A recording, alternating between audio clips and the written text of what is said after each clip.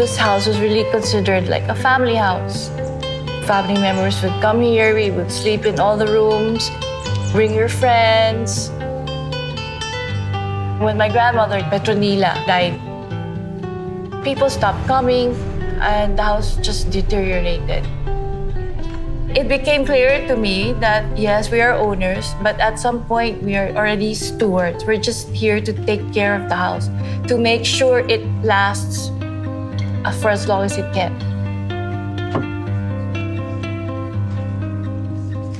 My grandmother felt very at home in this house. She bloomed when she came here.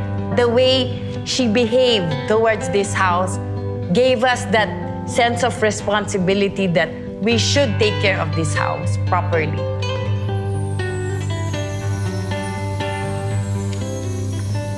So we're all descended from this one Chinaman who left his village of Amtao in Fujian province in China and came over to the Philippines with his cousin, Si. His name was Syquia. He decided to go to Vigan. He had a relative already living here. This relative, Jose de Caros, brokered his marriage with Petronila Singson Encarnacion. He had to be baptized Catholic and he had to Hispanize his name. He Hispanized his name to Syquia, adding the U, the Spanish U, to the Chinese QIA. Vicente Syquia marries Petronila Singson Encarnacion and they have 5 children. Gregorio's the oldest son. The more important person in this story is really Gregorio because this is his house. So he married another Chinese mestiza, Stefania Angko. And it was the Angko family that gave the dowry of this house and the carriage. And so they started their family here. They had one son, Tomas. He married a Spanish mestiza, Concepcion Jimenez. They had Alicia, Petronila, Cesar, Juan, and Hector, and Margarita. And then they had 2 that died in infancy, Oscar and Estefania. My grandmother, Nila, is the storyteller of the family. So she kept telling us stories about her grandparents, about life in this house. A lot of it may be already legend from being passed on. My mom would also tell stories. It's pretty much alive. I mean, the narratives are always there. Our house just looks like any other house in Vigan. There's a lot of history that goes with the house.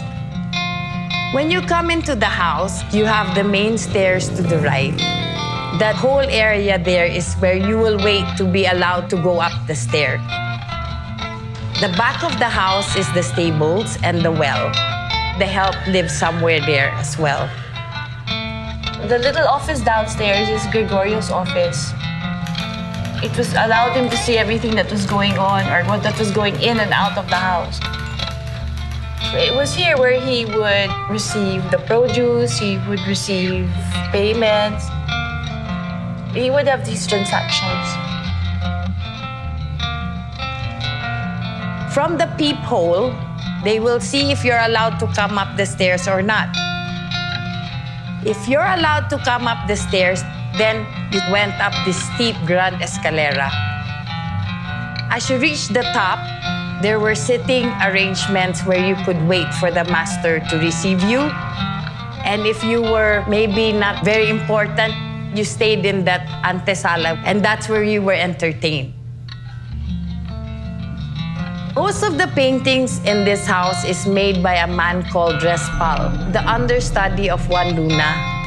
We have the Spolarium, the Blood Compact, Muerte de Cleopatra, and a few other morbid paintings done by Respal.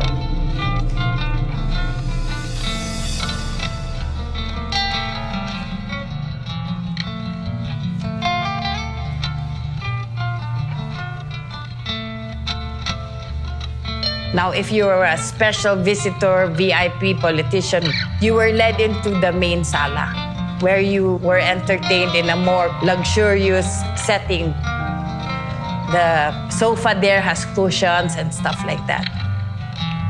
And where the maids could serve you from behind the volada section. The volada is a gallery located behind the main sala where the servants would come and go without being heard or seen. At that time, the servants were not allowed to wear slippers. They had to walk around the house barefoot so they wouldn't be heard. To the left was the master's bedroom. It was not very big, but it was big enough to fit his grand bed. The centerpiece of the master's bedroom is really the bed. For my great-great-grandfather, Gregorio, it was very important that his bed was grand and in the European style. He was really already trying to suppress his Chinese heritage and become a citizen of Spain. To the right of the main living room is our favorite room, which was the room of our Mamang Conching, our great-grandmother. This is where we stayed. This was like the girls' room.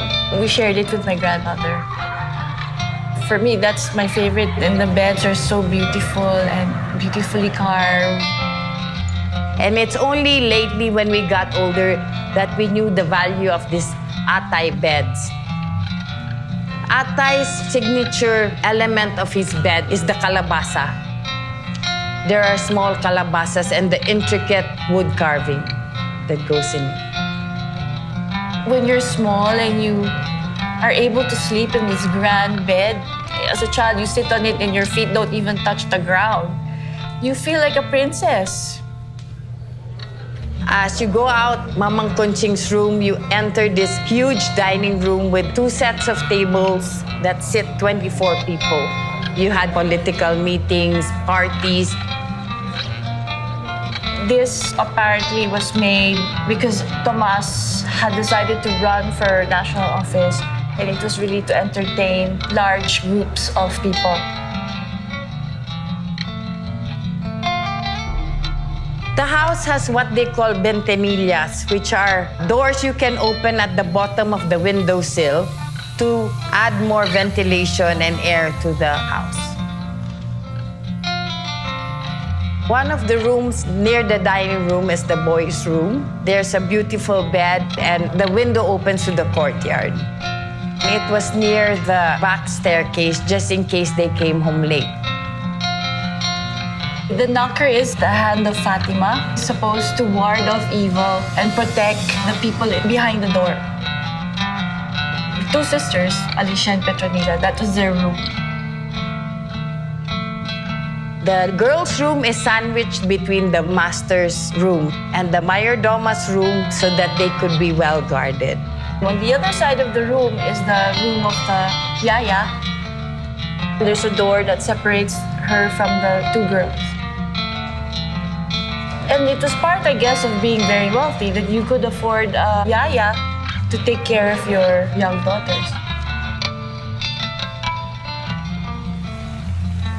The patio of the house is quite unique because the water fountain is on the 2nd floor, which means they had to pump water up for the fountain to flow. It was part of the entertainment section when they had parties. This house has actually been extended 3 times to accommodate 2 generations. One wing belonged to Gregorio, the other wing was a portion of Conching and Tomas.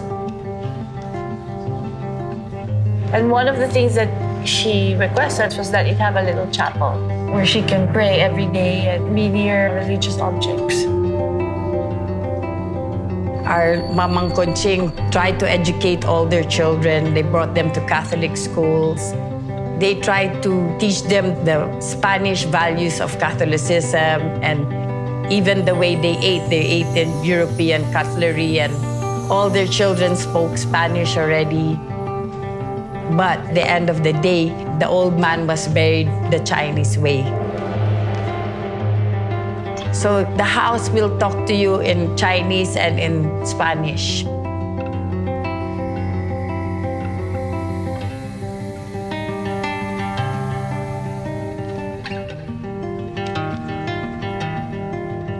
There's a lot of history that goes with the house. It starts off with Lolo Gregorio and his wife Estefania. The family and the wealth that they built through time. How they tried to mix their Chinese heritage with the Spanish culture that they had to adopt. They wanted to show a lot of their wealth by the way they decorated their house. But they also kept Chinese elements to remember where they came from.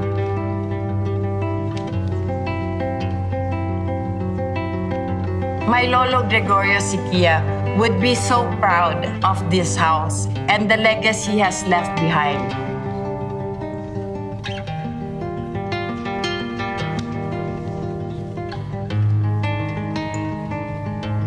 I don't think he thought that his progeny would continue his legacy and make it the legacy of the family, of the town of Vigan, and of our country.